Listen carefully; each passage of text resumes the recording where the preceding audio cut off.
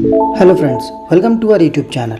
अगर आपने अभी तक चैनल को सब्सक्राइब नहीं किया है तो इसे सब्सक्राइब कर लें और बेल आइकन प्रेस कर दें ताकि आपको हमारे वीडियोस का अपडेट मिलती रहे। तो चलिए शुरू करते हैं इसके साथ आज का अपना वीडियो। तो हमारा वीडियो है जीएस टेस्ट पेपर 209 और आज का हमारा पहला क्वेश्चन है, consider the following statement. 3 statement है, आपको बताना कौन सा सही है। पहला है dhands are the playa lake in desert region. तो जो धांस होती हैं, मतलब एक तरीके का इसको धंध या कुछ ऐसे भी बोलते हैं लोकल लैंग्वेज में, तो एक तरीके का पलाया लेक है जो कि डेजर्ट रीजन में होती हैं। सेकंड है wetland is the fertile khadar tract in Andhra Pradesh, यानी वेटलैंड वो फर्टाइल सॉइल है जो कि आंध्र प्रदेश में पाई जाती है। थर्ड है कॉस are the seasonal streams in Punjab, और कॉस क्या है, सीजनल यानी सीजन में इस्तेमाल करने वाले स्ट्रीम्स हैं, यानी कि नहर कह सकते हैं पंजाब में। तो आपको बताना इनमें से कौन सा स्टेटमेंट सही है।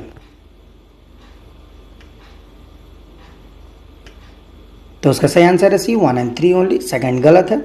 जो वेटलैंड होते हैं they are fertile tract in the Punjab are known as the wetland. तो पंजाब में जो फर्टाइल ट्रैक्ट पाए जाते हैं यानी फर्टाइल सॉइल, उनको बोलते हैं वेटलैंड।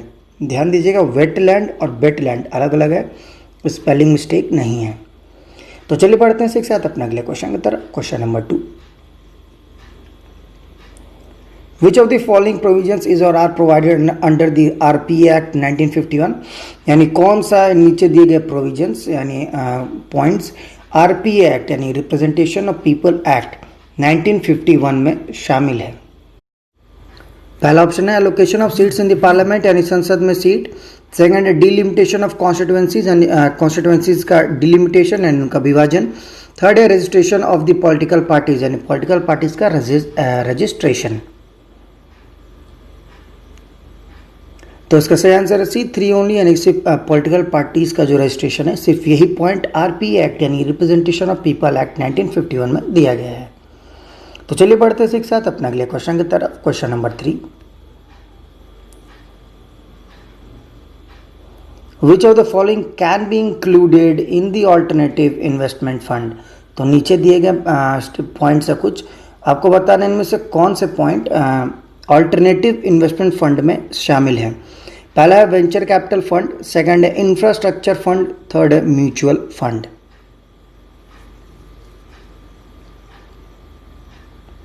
तो इसका सही आंसर है सी 1 और 2 ओनली, यानी कि वेंचर कैपिटल फंड और इंफ्रास्ट्रक्चर फंड यही दोनों शामिल है। Mutual fund alternative investment funds में नहीं आते हैं। तो चलिए बढ़ते हैं इसके साथ अपने अगले क्वेश्चन की तरफ। Question number 4, which among the following events happened earliest. नीचे कुछ इवेंट्स दे रखे हैं, कुछ ऐसे क्रियाएं हुई हैं, कुछ ऐसे फंक्शंस हुए हैं जिनको आपको सबसे पहले कौन हुआ है बताना है। तो उसका सही आंसर है A, Mahatma Gandhi launched a weekly newspaper named Indian opinion. Rowlatt act 1999 का है हमारा। Indian national Congress was split, ये 1908 का है। और जो ऑल इंडिया मुस्लिम लीग है वो 1906 का है। लेकिन जो इंडियन ओपिनियन था इसको गांधी जी ने साउथ अफ्रीका में ही शुरू किया था। तो चलिए बढ़ते हैं इसके साथ अपने अगले क्वेश्चन की तरफ। क्वेश्चन नंबर 5,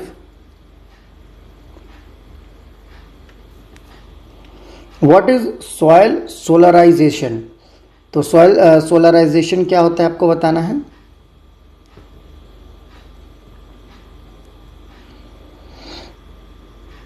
तो इसका सही आंसर है A, method of heating soil by converting it with a transparent polythene sheet during hot periods to control soil borne disease.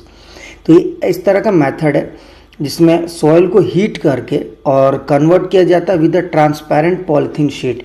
एक ट्रांसपेरेंट पॉलीथीन शीट की मदद से उसको कन्वर्ट किया जाता है और हॉट पीरियड्स को कंट्रोल सॉइल बोर्न डिसीज। और जो ये जो हॉट पीरियड होते हैं सॉइल को गर्म करने की टेक्निक है, इससे सॉइल में पाने जाने वाले कीड़े जो होते हैं पाए जाने वाले वो सारे मर जाते हैं। तो इसी के साथ बढ़ते हैं चलिए अगले क्वेश्चन की तरफ। क्वेश्चन नंबर 6,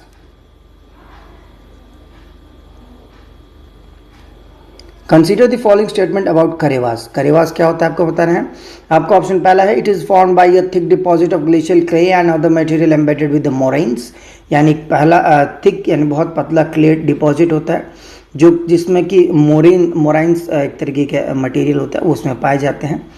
सेकंड है, it is suitable for cultivating cash crops like saffron, almond and walnut. यानी कि ये बहुत ही फायदेमंद होते हैं इसमें कैश क्रॉप उगाने के, जैसे कि सैफरॉन यानी कि आपका केसर हुआ, आलमंड्स हुआ, बादाम हुए और वॉलनट यानी कि अखरोट हुआ।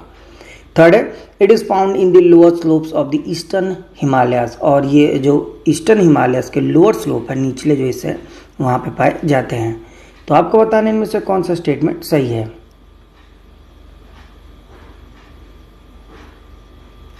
तो इसका सही आंसर है बी 1 एंड 2 ओनली, यानी पहला और दूसरा सही है, थर्ड गलत है। ये जम्मू एंड कश्मीर में पाए जाते हैं और उसके साथ साथ ईस्टर्न हिमालयस के अपर स्लोप में, ना कि लोअर स्लोप में पाए जाते हैं। तो चलिए बढ़ते हैं एक साथ अपने अगले क्वेश्चन की तरफ। Question number 7, with reference to the solicitor general of India consider the following statement. तो इंडिया के सॉलिसिटर जनरल के संदर्भ में दो स्टेटमेंट दिया हुआ है, आपको बताना कौन सा सही है। पहला है, the office of the solicitor general of India is mentioned in the Indian constitution. यानी सॉलिसिटर जनरल ऑफ इंडिया की ऑफिस होती है, उसको भारतीय संविधान में दिया गया है। सेकंड है, the role of solicitor general is to assist the attorney general in the fulfilment of his official responsibility. यानी जो सॉलिसिटर जनरल का रोल होता है वो होता है कि अटॉर्नी जनरल को असिस्ट करे, उनको मदद करें किसी भी तरीके की ऑफिशियल रिस्पॉन्सिबिलिटी को फुलफिल करने में। तो आपको बताना इनमें से कौन सा statement solicitor general of India के संदर्भ में सही है। तो उसका सही आंसर है बी 2 ओनली, यानी सिर्फ सेकंड से, फर्स्ट गलत है।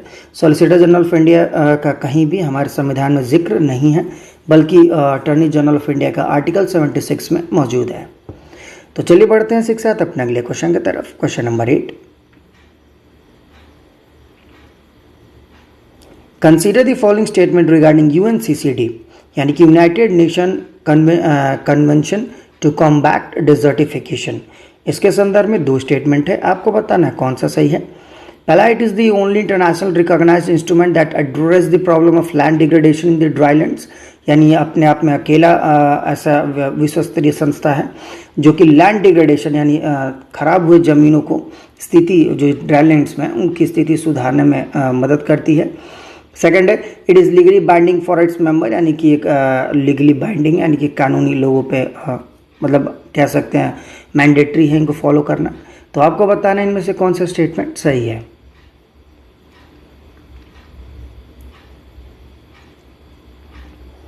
तो उसका सही आंसर है सी 1 एंड 2 ओनली, यानी कि पहला और दूसरा सही है। तो चलिए बढ़ते हैं एक साथ अपने अगले क्वेश्चन की तरफ। क्वेश्चन नंबर 9,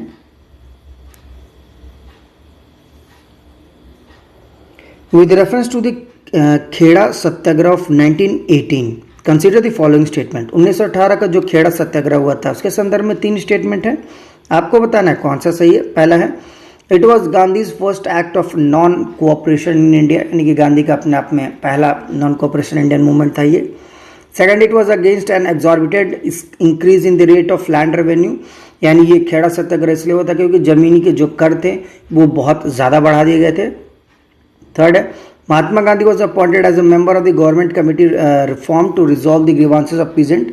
महात्मा गांधी को ऐसे गवर्नमेंट की जो कमेटी बनाई गई थी उसके लिए मेंबर बनाया गया था ताकि जो पीजेंट्स यानी जो किसान हैं उनकी परेशानियों का वो निवारण कर सके। तो आपको बताना इनमें से कौन सा स्टेटमेंट खेड़ा सत्याग्रह 1918 के संदर्भ में सही है।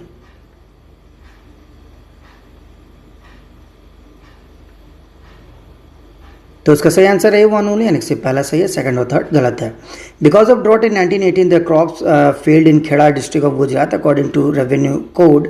If the yield was less than 1/4 the normal produce the farmers was entitled to remission. The authority refuse to grant remission. तो 1918 में जो सूखा पड़ा था उसकी वजह से बहुत सारे क्रॉप फेलियर हो गए थे, अनाज बर्बाद हो गए थे। और जो रेवेन्यू कोड था उसके हिसाब से अगर क्रॉप जो अनाज था अगर वो 1/4 से कम होता है, यानी अगर नॉर्मली मान लीजिए कुछ परसेंटेज हो रहा है, अगर उसका 1/4 से भी कम होता है तो उनके जितने भी कर है वो माफ़ कर दिए जाएंगे, लेकिन ऐसा नहीं किया गया था गवर्नमेंट द्वारा, इसीलिए सत्याग्रह किया गया था। सेकेंड है it was in Champaran Satyagraha where Mahatma Gandhi was nominated as a member of government appointed committee to look into the matter. और ये खेड़ा सत्याग्रह में नहीं बल्कि महात्मा गांधी को चंपारण सत्याग्रह में जो इसके बाद हुआ था उसमें अपॉइंट किया गया था। तो चलिए बढ़ते हैं इसी के साथ अपने अगले क्वेश्चन की तरफ। Question number 10, which of the following scholars belong to the Gupta age. तो नीचे कुछ स्कॉलर्स के नाम दे रखे हैं, आपको बताना कौन गुप्ता साम्राज्य से ताल्लुक रखते थे। पहला है आर्यभट्टा, सेकंड है वराहमिहिर, थर्ड है Sushruta.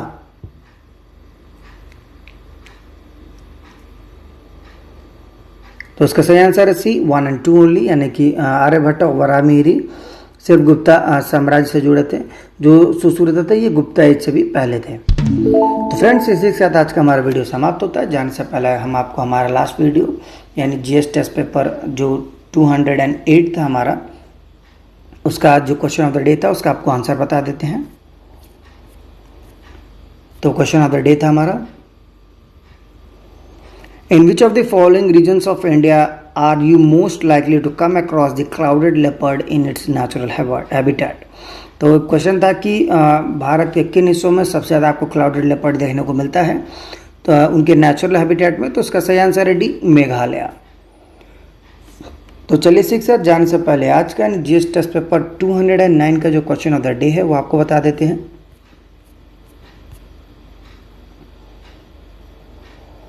Which of the following ecosystem has the maximum estimated net primary productivity per unit area।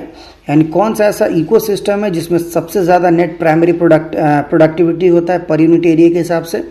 आपका ऑप्शन है A tropical rain forest, B temperate deciduous forest, C desert या डी ओपन ओशियन। तो friends इसी के साथ आज का हमारा वीडियो समाप्त होता है। जाने से पहले अगर आपको हमारा वीडियो अच्छा लगा हो तो इसे लाइक करें, शेयर करें और हमारे चैनल को जरूर सब्सक्राइब करें। साथ ही आप हमें नीचे कमेंट बॉक्स में हमारे क्वेश्चन ऑफ द डे का आंसर जरूर दें। तब तक के लिए मिलता है आपसे अगले वीडियो में। Thank you for watching and bye bye.